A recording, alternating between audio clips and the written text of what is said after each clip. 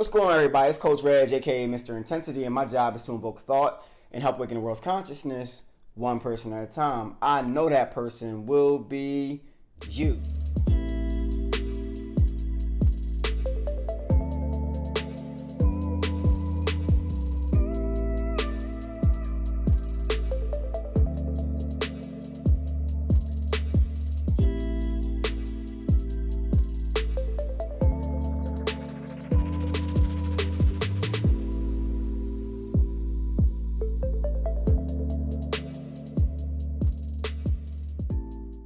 Now let's get started today.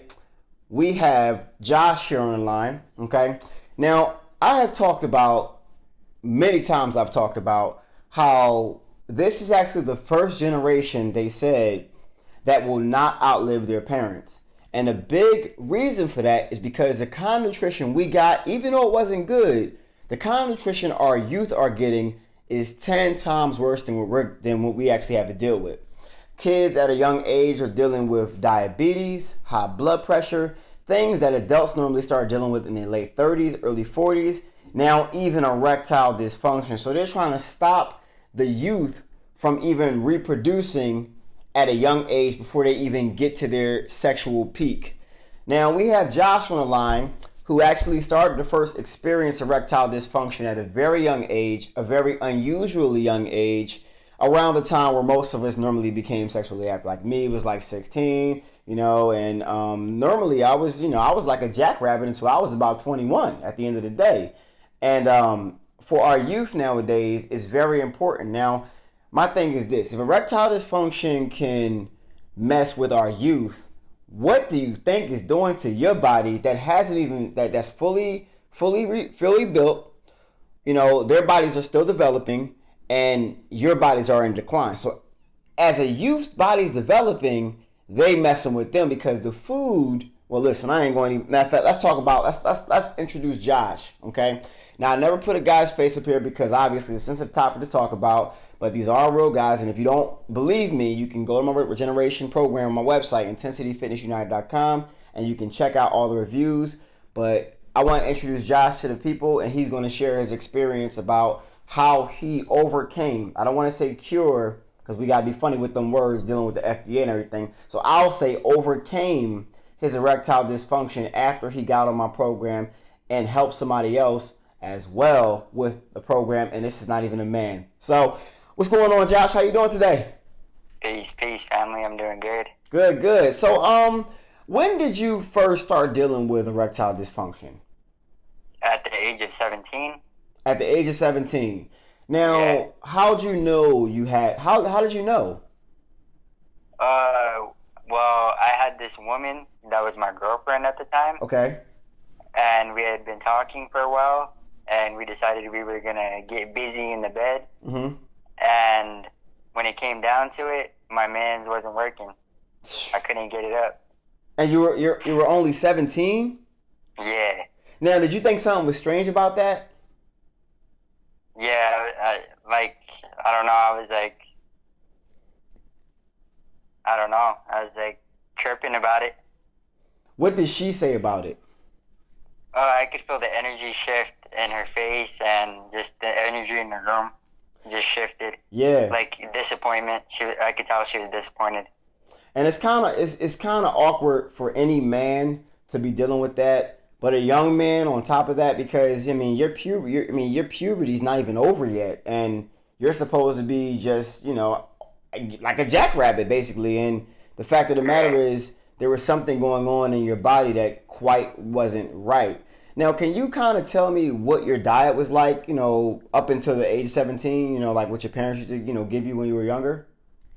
Yeah, so basically I had a lot of sugar, lots of soy pies and cakes and stuff like that. Lots of dairy, cheese, things of that nature. Wow. And that was every day. That was every day? Yeah, and lots of soda. It was very rare when I would drink water. Just lots of soda. Wow. So basically, if y'all don't know what this stuff does, he basically named his whole entire diet with everything that we've already proven on this channel is no good for you. Soy, number 1 or 2 GMO, that you already know what time it is with soy. I don't know why you still even eat it. We have milk, recombinant bovine growth hormone. We have soda. They actually use soda in other countries. I don't know if you know this, Josh, but I had put this on my Instagram a little while ago. I know you follow my Instagram. They actually use soda for pesticide to keep the insects away, or I think it kills them. One or the other. It keeps them away or it kills them. But they use that instead of drinking it. They understand what it really is. And you said sugar. Now sugar it deteriorates your body like it deteriorated mine and many of yours, and it's highly addictive because of the dopamine, and which is one of the main neurotransmitters in the brain, which is tied to reward sensation. So it becomes kind of an addiction. And what else you say you ate besides that? Bread, you said too? Lots of dairy, cheese. Lots of dairy, cheese. And yeah, as we fast know, food. You said fast food too? Yeah. Wow. So we understand this is kind of like the average American diet, especially for the youth, because our youth literally have no choice on what they eat. It's basically what they're given because they're not at an age where they know it's wrong. They just take it because the parents are giving it to them. That's why I always say, because this guy here is actually young enough to be my son if I had a kid like 17, 18. He's that, right now. How old are you right now? I'm 18. He's 18, and I'm 36. So, I mean, I had a close call around that time, and I literally could have had his son at this age. So it's like I'm talking to, like I'm saving, or I'm helping somebody who is just as young as my son could be, because my son is only about 7 years younger than him. And I think that as parents, we have a responsibility. Just because we eat bad, I don't think that we should I don't think we should give in our kids this stuff, because even though you want to make the wrong decisions, I think that you don't understand you're eating and you're giving your kid something that they can't help. And you can help it, but you're literally injuring the inside and the brain of your child before they can even develop themselves. So when they grow up or they having trouble as teenagers and all these things and these problems and these diabetes and these things, you literally are responsible for this. Okay? No matter how much you don't want to hear it, you are responsible for what you give your child. Now, if you're on this channel watching it, now you're responsible. See, ignorance is bliss, but once you are informed, now you have a responsibility to protect your child, even if you don't want to protect you. Now, when did you get my program? When did you get the Regeneration program? I think you're one of my youngest members. It was during when you dropped that video. It was called "How to Become a God in the Bedroom." Oh, okay. So did you got my first one or my second one? The first one. The first one. Okay, so you got the first one. Okay. Now, what about that first one did you find effective? Like, not giving away exercises, but what part did you find you experienced a significant change? I would say the girth exercises. Okay.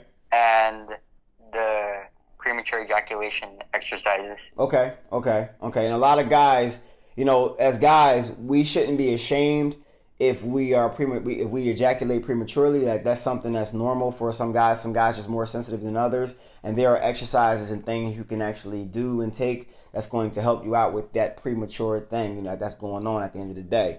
Now, as far as the nutrition, was it difficult to transition your life into eating, not eating meat, or how was it a challenge? Explain that process. I'd say for like the first few weeks it was a challenge.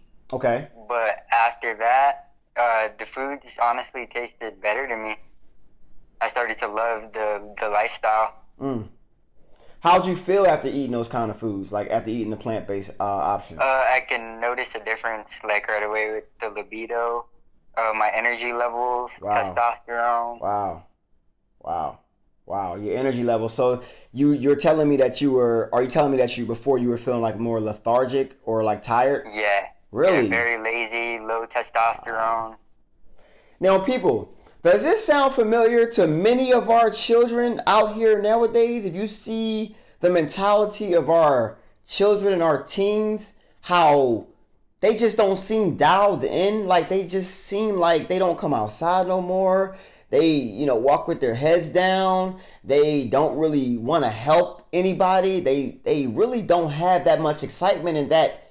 You know, when we were kids, we went outside all the time and we just couldn't stop us. But these kids are different. And the common denominator in our children are what they put into our body.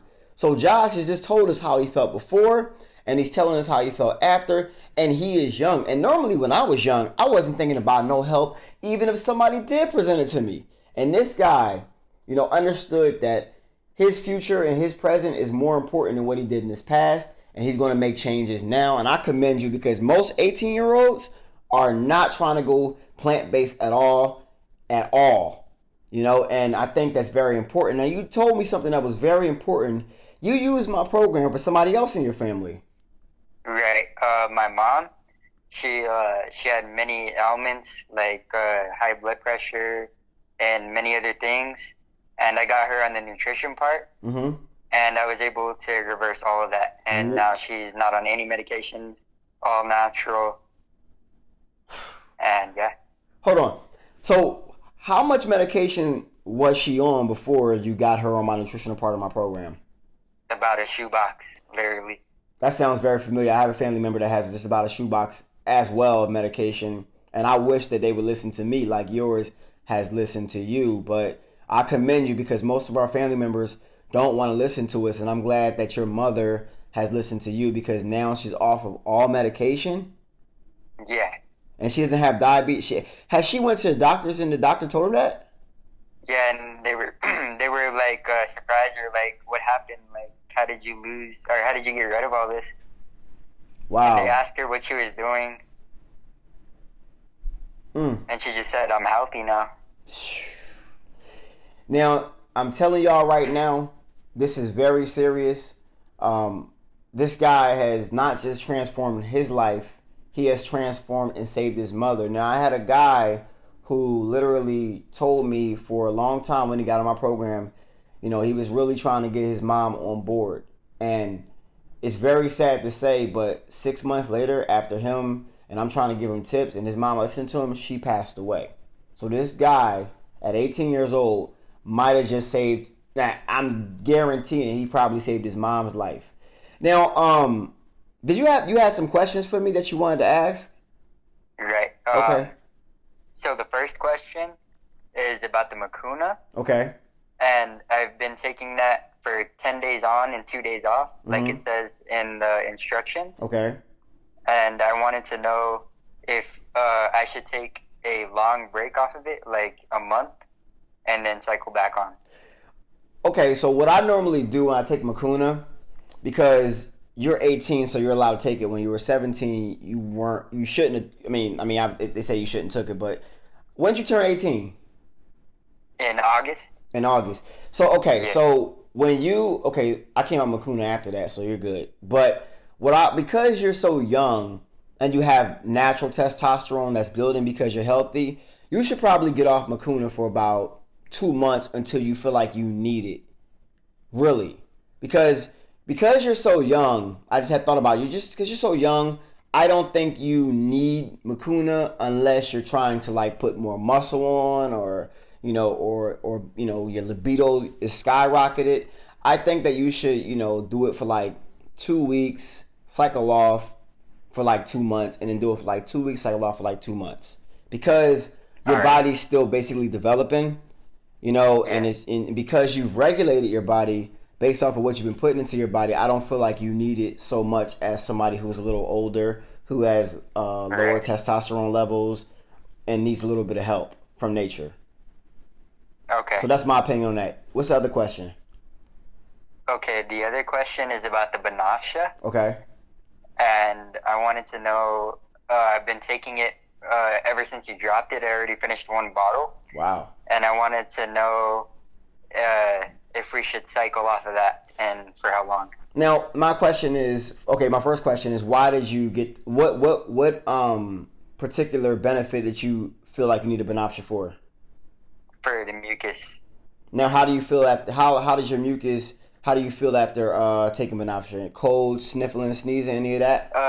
No more sniffling, no more sneezing. Were you sniffling and Yeah. sneezing before Benafsha a little bit? Yeah. Okay, so now that seemed to regulate it.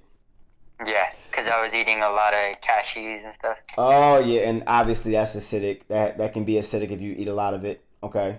All Yeah. right. Yeah, I think that you should take Benafsha as needed. So because that particular part has gone away, I feel like you should just put Benafsha on the shelf until you need more. That's what I feel like. Okay. Okay. I mean, because you're eating, cashews, and are you eating rice too? Yeah, once in a while. Okay. Which also can be acidic to a point, even though it's healthy. I mean, it still can be acidic when you have too much of it. I feel like you should take that one as needed. It's like I don't want to say it because I don't want the FDA because I found out about some stuff, so I gotta watch what I say.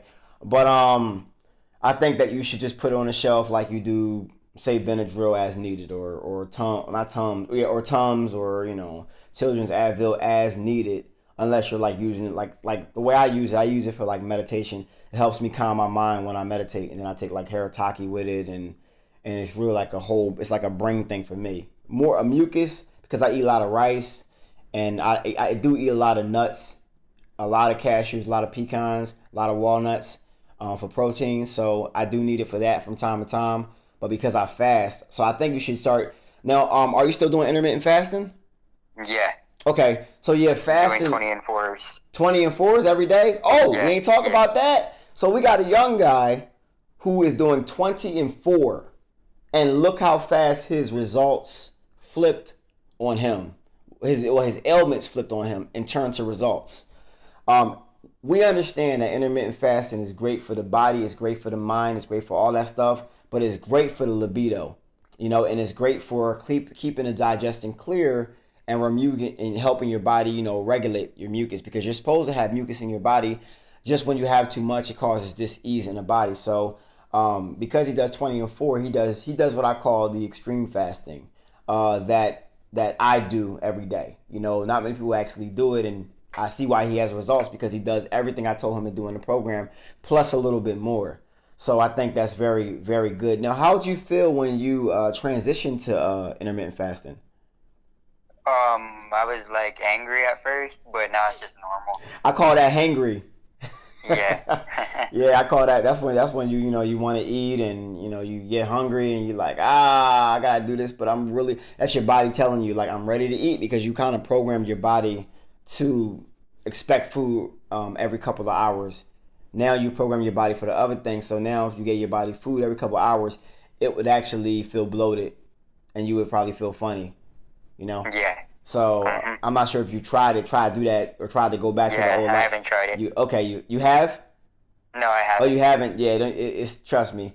You thought your body was mad at you before. Your body gonna be mad at you if you go back to the regular eating now. And this way, your cells are regenerating faster anyway. You know what I'm saying? Yeah. So Yeah. I think that's a good thing. So as far as Benafsha, I mean, unless you're using it for the meditation in the mind and you're using it for mucus, if you don't have the issue, I don't feel like you have to take it. Right. Okay. You have any other Yeah. questions? No, not really. I just wanted to mention Mm-hmm. that cleansing helps a lot. Oh, It'll take it to some next level after you do cleanses. did you get my colon cleanse?